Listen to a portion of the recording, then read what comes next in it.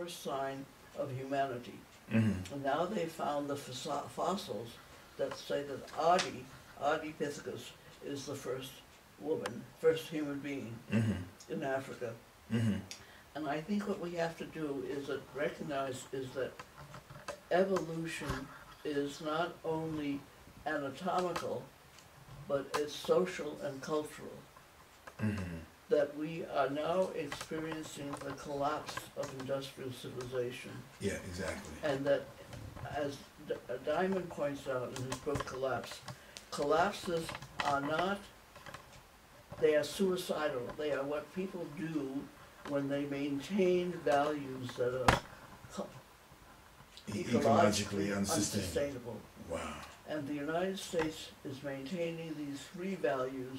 The King railed on about Yeah. racism, materialism, and militarism. That's King right. talks about that. And where Obama needs to be challenged, because he has no sense of history, Yeah. he needs to be challenged to understand that these are what make, he can't talk just about health Yeah. and war and deal with these questions separately. But I wish I had been talking to you before I gave the talk at Abyssinia. This is, this is clearly pointed right in the direction where we need to be thinking. That's right. You know what I'm saying? That's why I made these notes for you. That's what I wanted to talk to you about. Okay. And the people recognize that, we are really witnessing the collapse of a civilization. Yeah, yeah. And this woman, Carolyn Baker, who's in Colorado, calls it a sacred demise. Mm-hmm.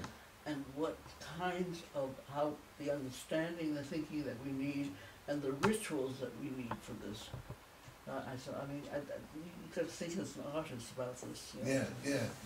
And I think that you also have to understand that when a civilization crashes or collapses, all the institutions, the politics, the economics, the health, the education, everything fails. So everybody is looking for a new way to do these things. And that's where we are.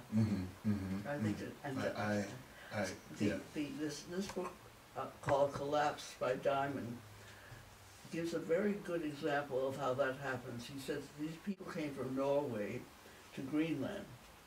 They came with all the values that they had developed in Norway. They were not able to adapt themselves to the new climate.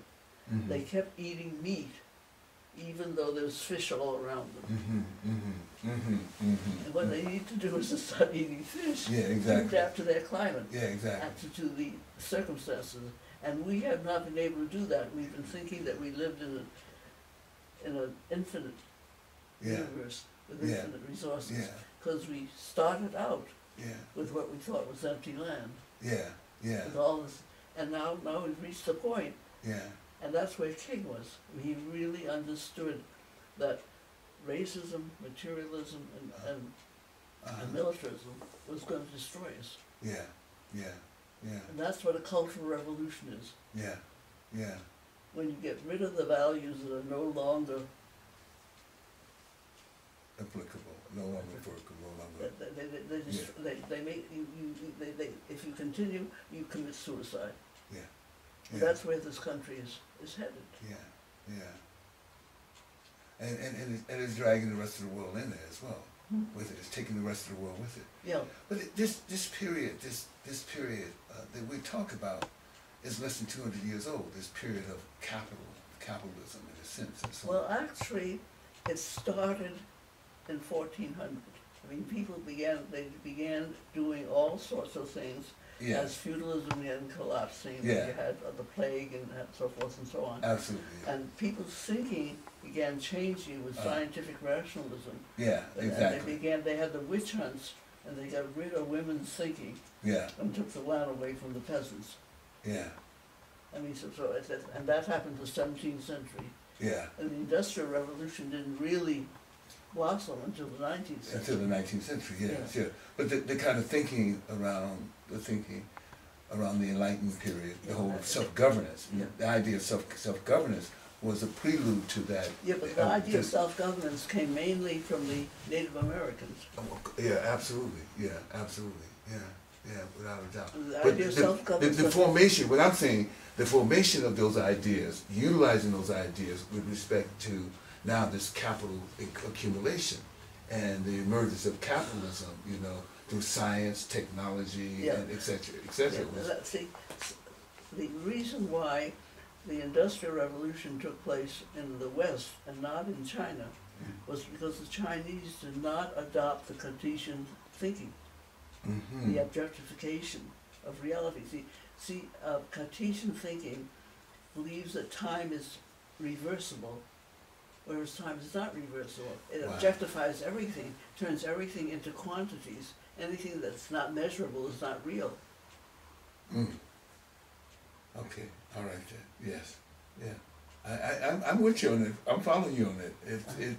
Yeah. So what I think really to understand this period, that's the collapse of that, and to understand it in very concrete terms, I think is what I've been feeling very strongly during this period. For example, at my birthday party,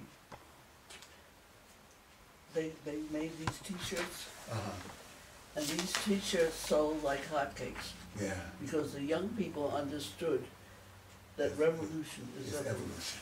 Yeah, exactly. And we have a copy of the Okay, T-shirt for you. good. Yeah, good. Revolution is evolution. Revolution is evolution. And the artist captures it in this thing, this message. Yeah. And on this T-shirt. Yeah.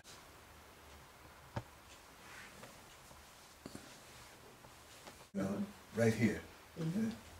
So, what I did at my party was I began talking about how revolution has to be seen in terms of love rather than in terms of top-down. Exactly. And then I wrote this thing here. I read this one. I read this. Yeah, I have this one. Then what happened was I was in Chicago in September, and we sold T-shirts like crazy. I mean, the young people just came in and they bought them. And Bill Ayers, whom you know, his mind changed to see the collapse in the educational system.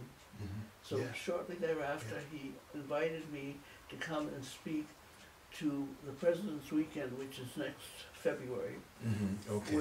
where all these people who are looking for a new way of education are going to be gathering. Wow. And then there's going to be this huge convention in Denver, and he wants me and Vincent to be the main speakers. This is when? February next year? Next year? Next year. Okay. And the weekend in Denver, I think, is in March, I'm not sure. Okay. Now, what was very interesting is that I went to New York for the 60th anniversary of the monthly review. Yeah, monthly review, yeah. And we had...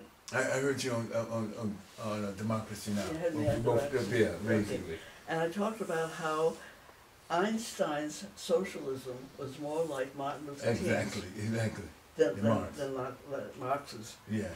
And I think what I found with Amy Goodman was that she kept emphasizing that I was a philosopher, because I think she felt. I told her that that you got to take it, step back. You're doing too much. Yeah, exactly. And think more like a philosopher, get a longer view of what's happening. Yeah. And I think she understood that because she's a very sensitive person. Yeah, she is very. So, and everywhere that I was in New York, there were filmmakers, young filmmakers, all these kids, millennial generation, making films. And that, I just felt, I don't know whether you feel that all over the place.